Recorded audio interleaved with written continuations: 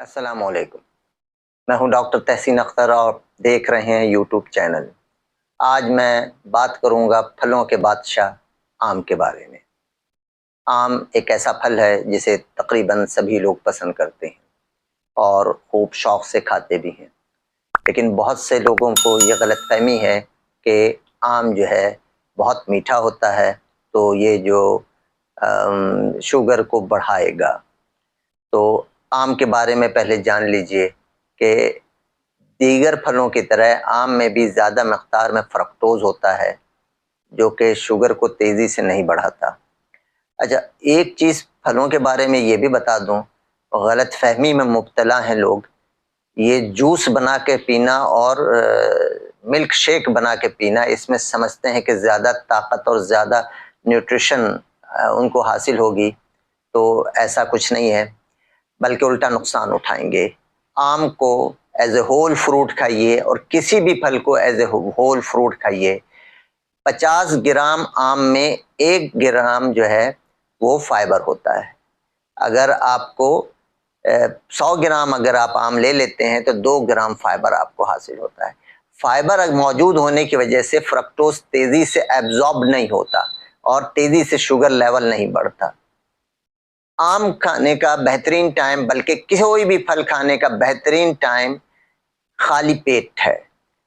जब भरा हुआ पेट हो तो कतन कोई फल मत खाएं, क्योंकि फल अगर आप भरे हुए पेट में खाएंगे तो मजीद लोड करेंगे कार्बोहाइड्रेट को।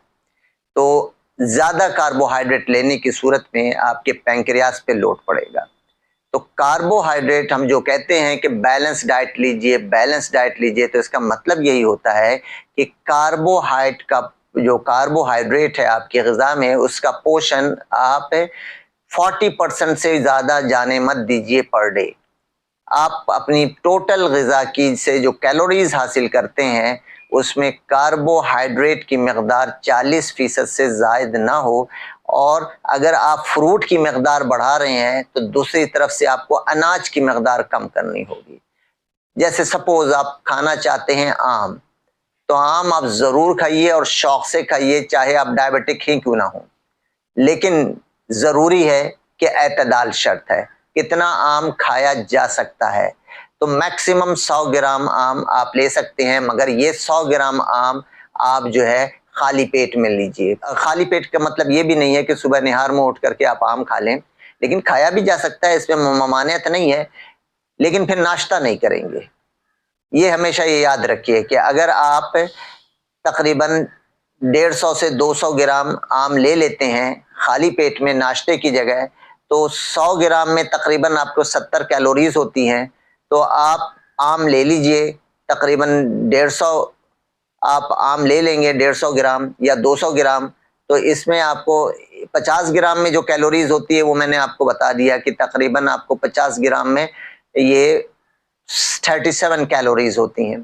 तो इसी तरह से आप हिसाब लगा लीजिए कि जब आप 200 ग्राम लेंगे तो आपको ये तकरीबन इसी तरह से 140 कैलोरीज बन जाएंगी। तो आप ले सकते हैं, तो 140 कैलोरीज ले लीजिए और 70 कैलोरीज आपके मिल्क के हो जाएंगे। जो मिल्क आप साथ में ले लीजिए, लेकिन उसमें कतन किसी किस्म का शुगर ऐड मत कीजिए।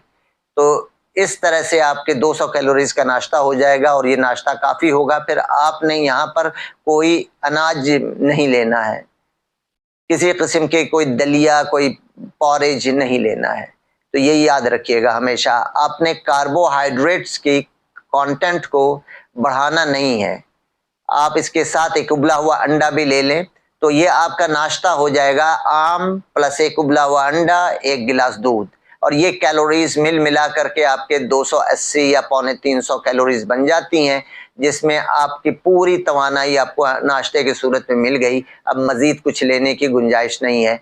तो इससे आपकी शुगर पतन नहीं बढ़ेगी। लेकिन शुगर बढ़ती कब है, और जो आपको मना किया जाता है कि आम ना खाएं, तो आधी बात बताई जाती है, जिसकी वजह से डॉक्टर हजरात भी इस मखमसे का शिकार हैं कि शायद आम खाने से शुगर बढ़ती है। आम खाने से शुगर उस वक्त बढ़ेगी जब आप 2 रोटी भी खा लें और उसके ऊपर आम खा लें, या आप 1 प्लेट चावल खा लें और उसके ऊपर आम खा लें, तो अब हकीकतन आपकी शुगर 300 से ऊपर चली जाएगी। तो ऐसा कतन नहीं करना है। आप अगर आम खाना है या कोई भी फल खाना है तो ये याद रखिए, उसको या तो सुबह नाश्ते में आप अपने अनाज की जगह पर ले लें, क्योंकि कार्बोहाइड्रेट आपने रिप्लेस कर देना है आम की सूरत में। आप अगर रोटी खा रहे थे तो रोटी अब हटाइए, अब आम खा लीजिए, यहाँ कार्बोहाइड्रेट आपका रिप्लेस हो गया रोटी के जरिए। एक रोटी एक चपाती में जो आपका कार्बोहाइड्रेट होता है वो तकरीबन 40 ग्राम की, तो वो तकरीबन 90 से 100 कैलोरीज होती हैं। तो अगर आप 150 ग्राम कैलोरी आम ले लेते हैं तो इस आम में जो कैलोरीज की मकदार होती है वो तकरीबन 105 कैलोरीज होती हैं। तो 105 कैलोरीज और एक चपाती बराबर होती है, यानी अगर आप 150 ग्राम आम खाते हैं या एक चपाती खाते हैं तो ये बराबर है कार्बोहाइड्रेट के हवाले से, तो मकदार तकरीबन इतनी ही हो जाएगी। तो बी केयरफुल, समझने की कोशिश करें। साइंस कोई मुश्किल चीज नहीं है, ये साइंटिफिक नॉलेज है, इसको समझें।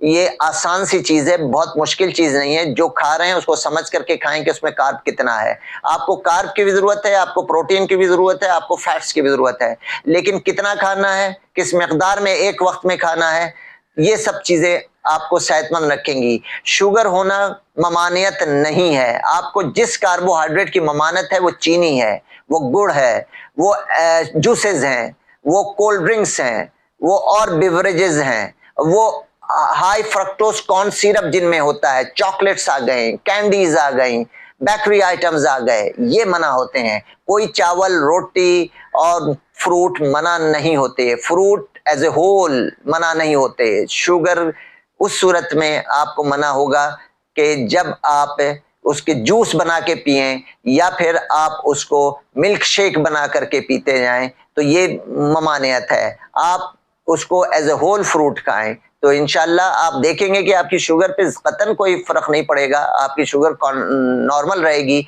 मगर उसके साथ दो चीजें आपको और करनी है जो कि आपको मालूम है कि एक आपने एक्सरसाइज करना है और दूसरे आपने जो अद्वियात डॉक्टर ने आपको दी हैं उसका बाकायदगी से इस्तेमाल करना है। आज के लिए इतना ही। अल्लाह हाफिज।